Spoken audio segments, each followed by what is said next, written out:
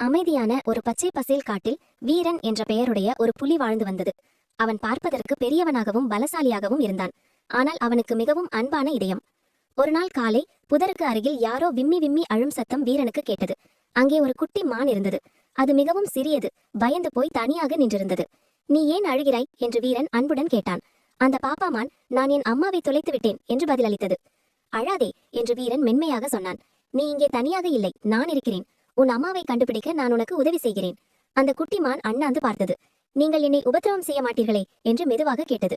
வீரன் சிரித்துக்கொண்டே சொன்னான், "இல்லை, நண்பர்கள் ஒருபோதும் நண்பர்களை காயப்படுத்த மாட்டார்கள்."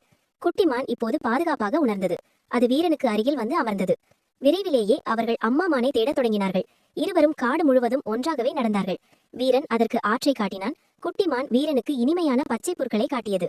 அவர்கள் சிரித்தார்கள், விளையாடினார்கள், குதித்து மகிழ்ந்தார்கள். அவர்கள் உயிர் தோழர்களாக மாறினார்கள். சிறிது நேரத்தில் குட்டி மானின் தாய் அதை கண்டுபிடித்து விட்டது. அந்த தாய்மான் புன்னகைத்து, "என் குட்டி பாப்பாவை அன்போடு பார்த்து கொண்டதற்கு மிக்க நன்றி" என்று கூறியது. அஞ்சிலிருந்து அந்த பெரிய புலியும் சிறிய மானும் பக்கத்து பக்கத்தில் நடந்து செல்வதை அந்த காடு அடிக்கடி பார்த்தது. உண்மைதானே? அன்பும் நட்பும் இருந்தால் இந்த காடு பெரியவர் சிறியவர் என அனைவருக்கும் ஒரு மகிழ்ச்சியான மற்றும் பாதுகாப்பான வீடாக மாறும்.